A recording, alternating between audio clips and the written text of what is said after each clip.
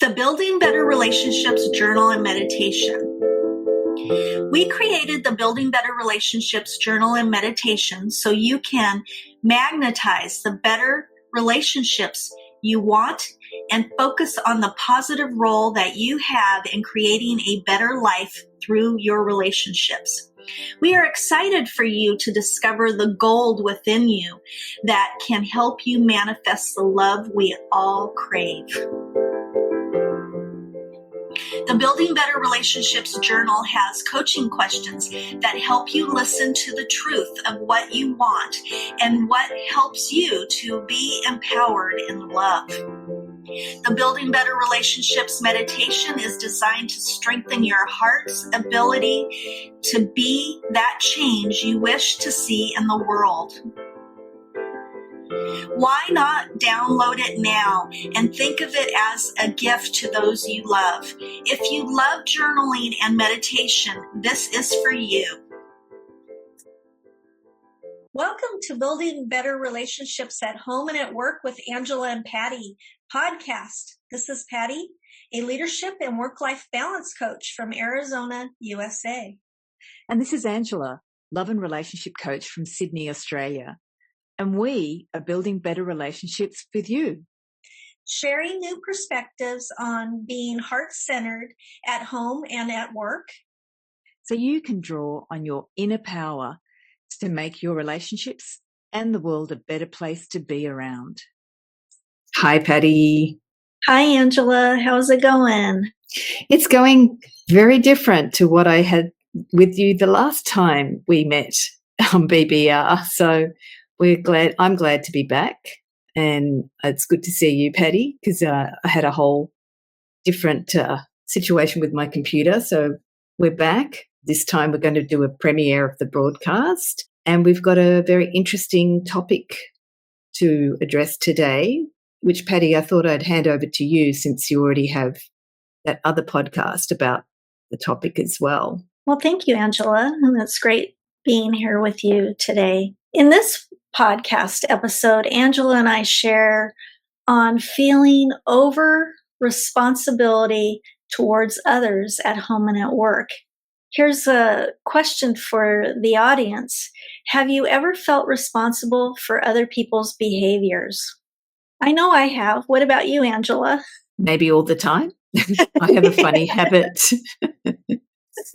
where I kind of have this monkey mind which says, it's not my responsibility. And then I go, hang on.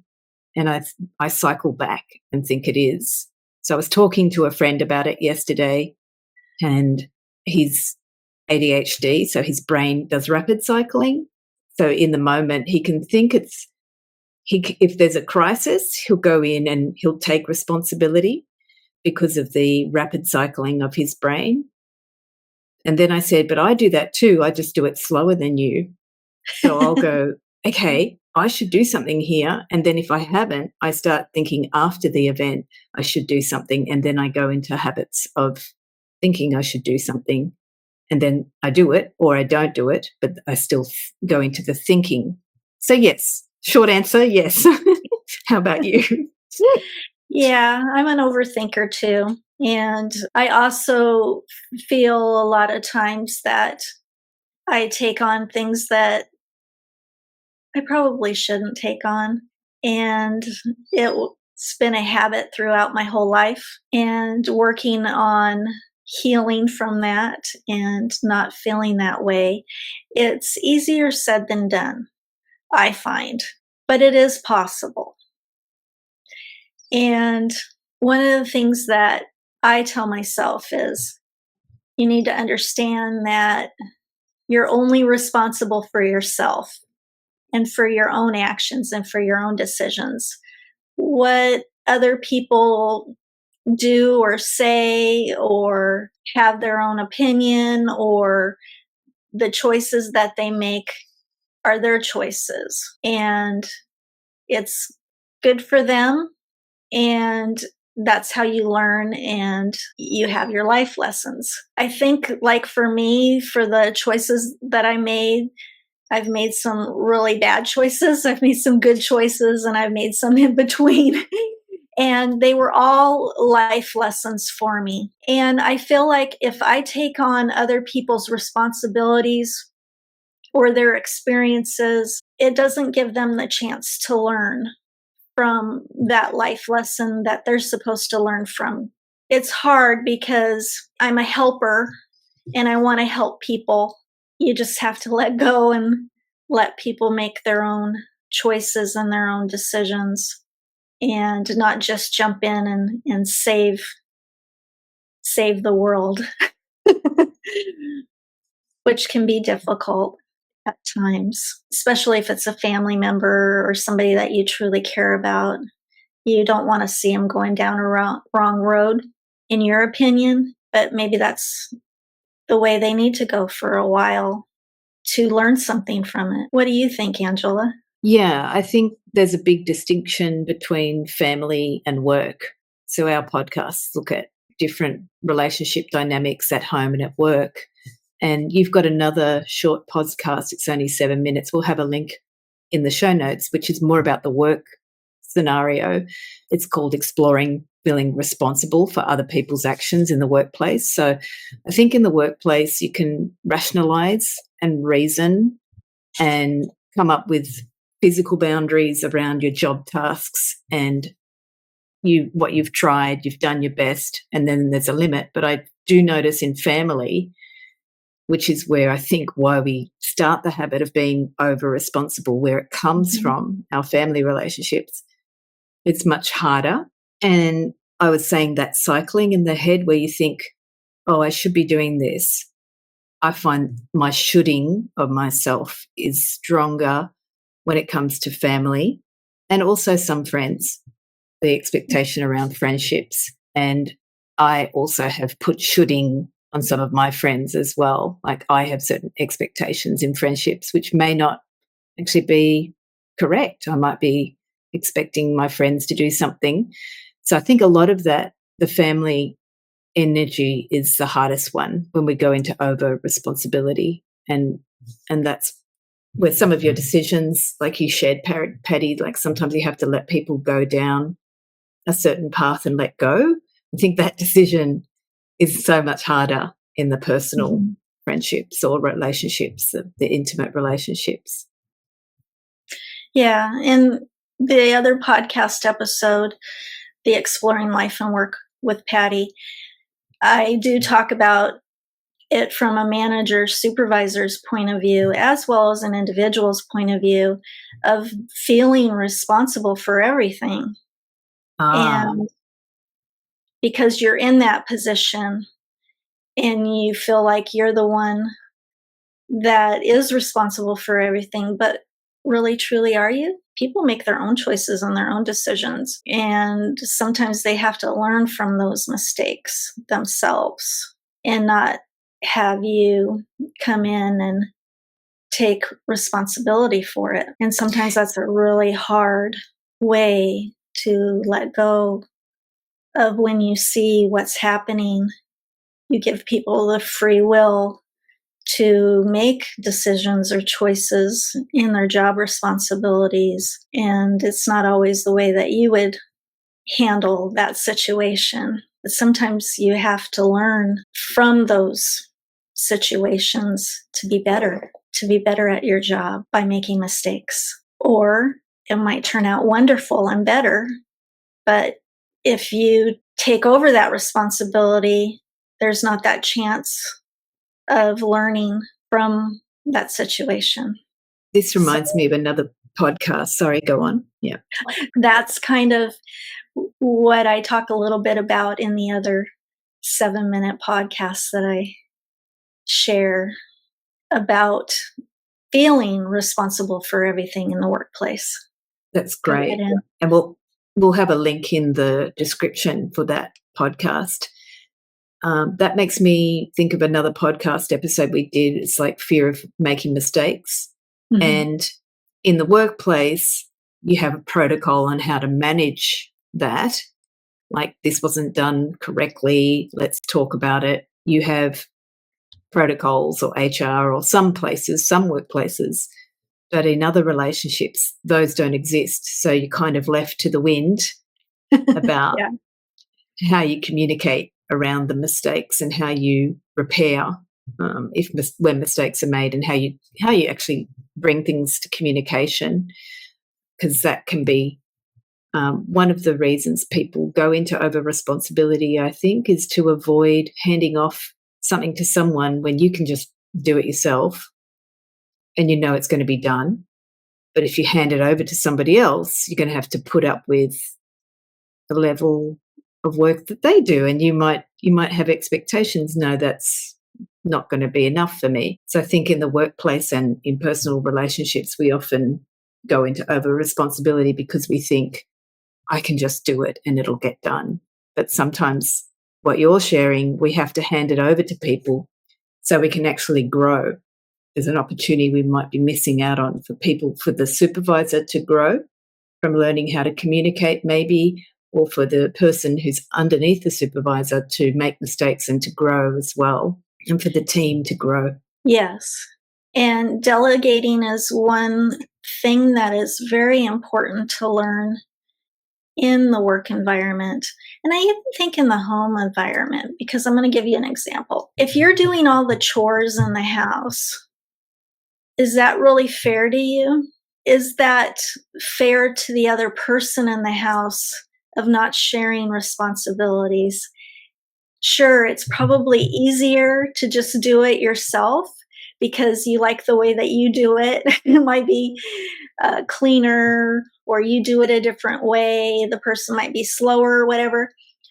But I think it's important that if you don't let go a little bit and have other people do things around the house, you become resentful because you're doing it all, and you're not having time for you because you're doing everything else around the house, cooking, cleaning, all of those things. And after a while and many years of that, you can become resentful, and that other person you may feel is taking advantage of you, but really you're not giving them the opportunity to learn and grow and help out, and them feel like they're part of a partnership.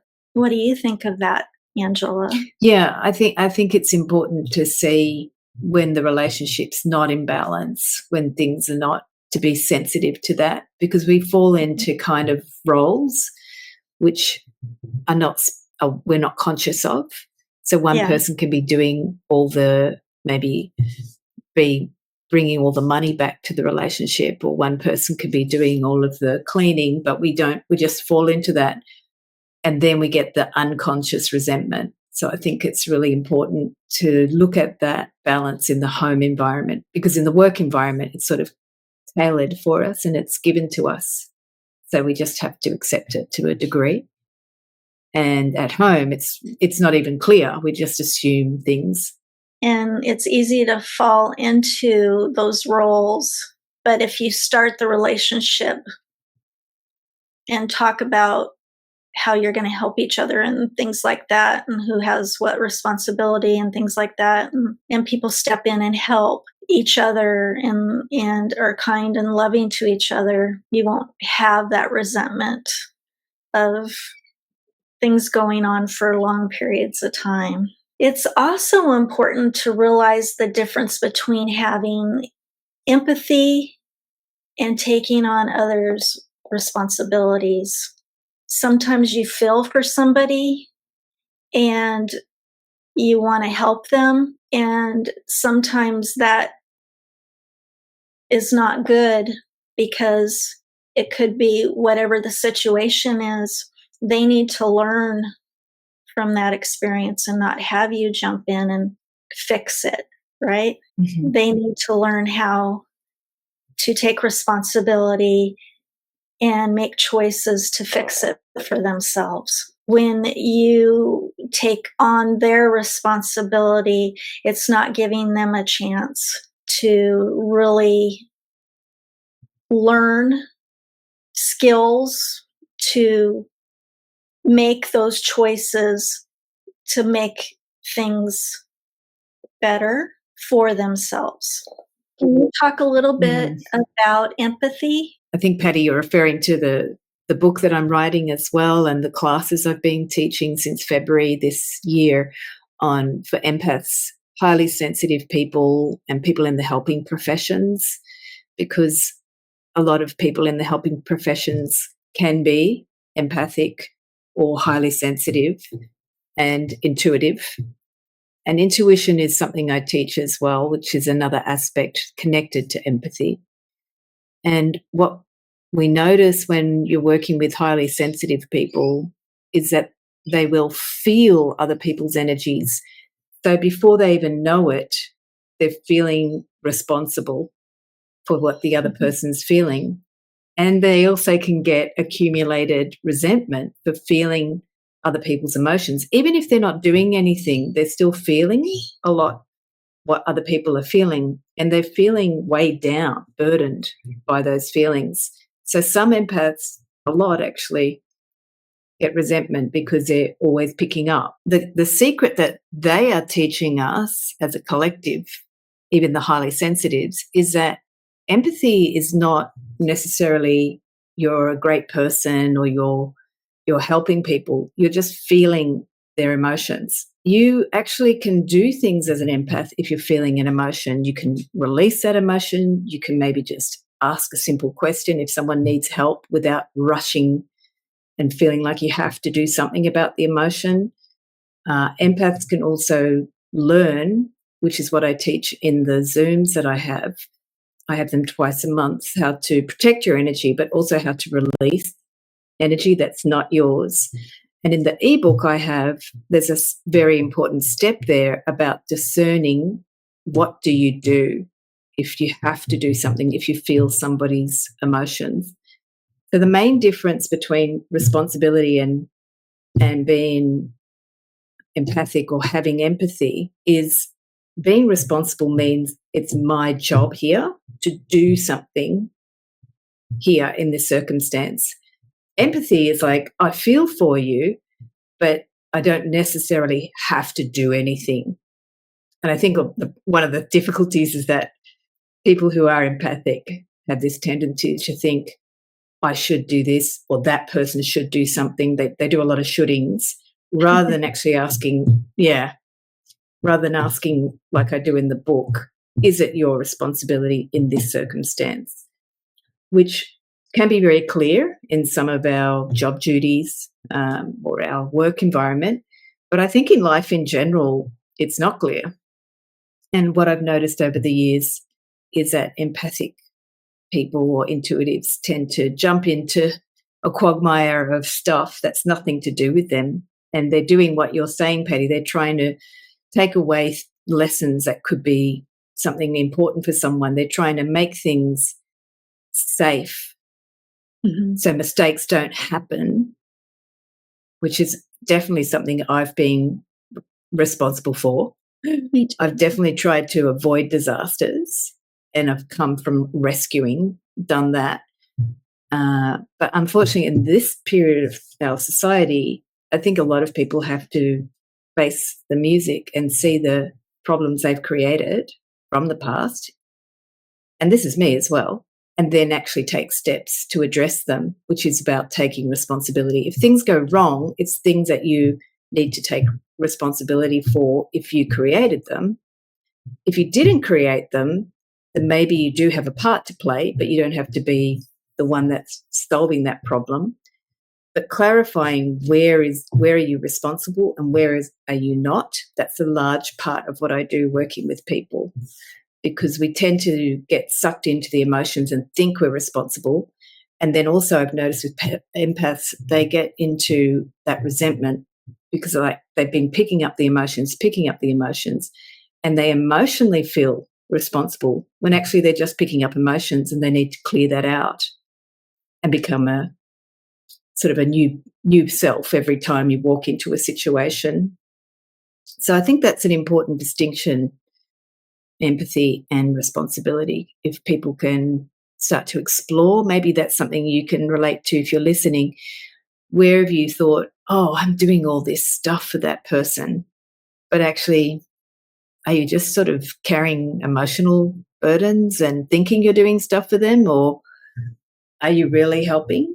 Or are you helping, or you think you're helping the person? Because that's the other thing. A lot of empaths think they're helping, but actually maybe they're just sucking up the emotions and not really helping, and then they get resentful. Yeah.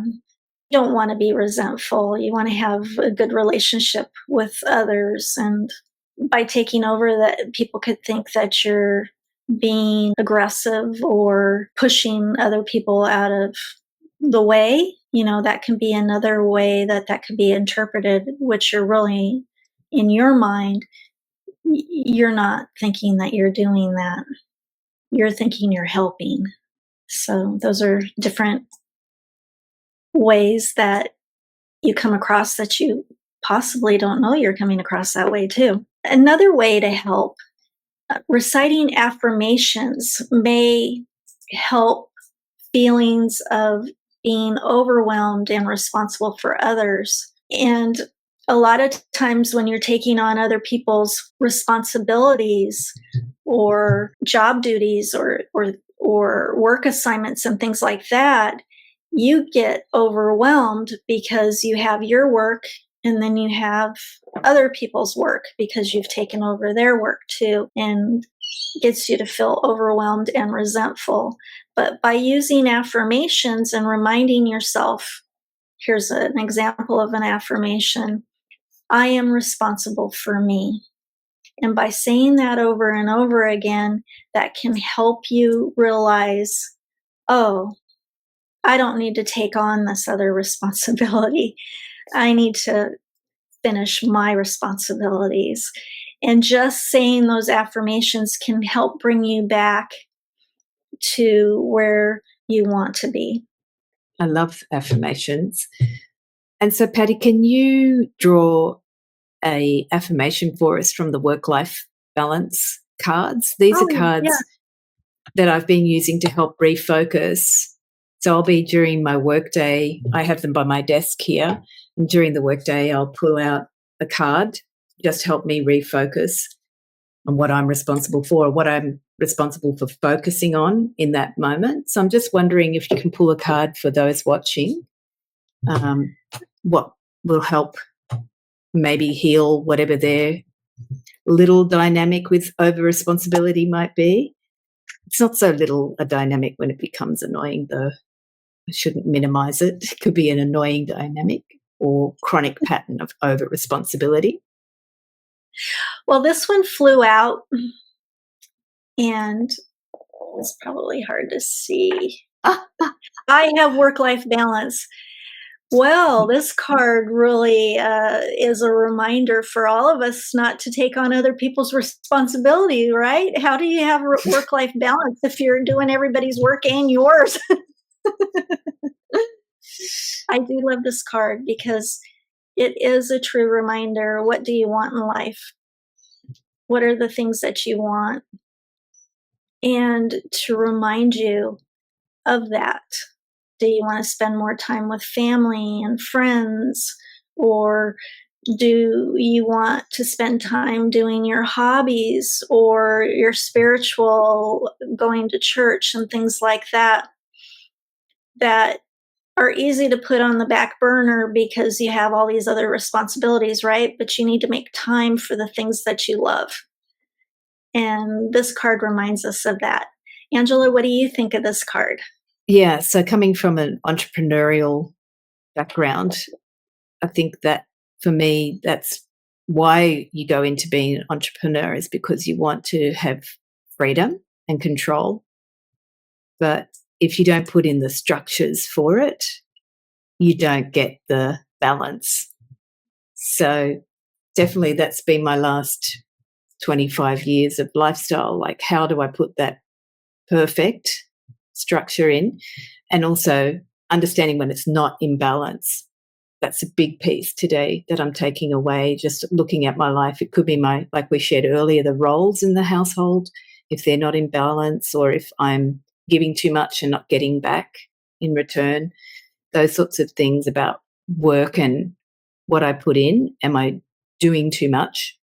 And that's a clue that I'm not getting I'm over responsible and I'm not getting the right balance of my work and my life.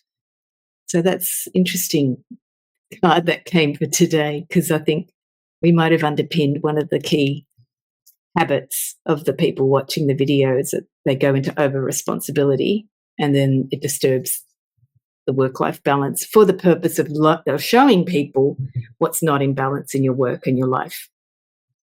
Yeah, Right. that's great. Thank you, Patti. Thank you, Angela.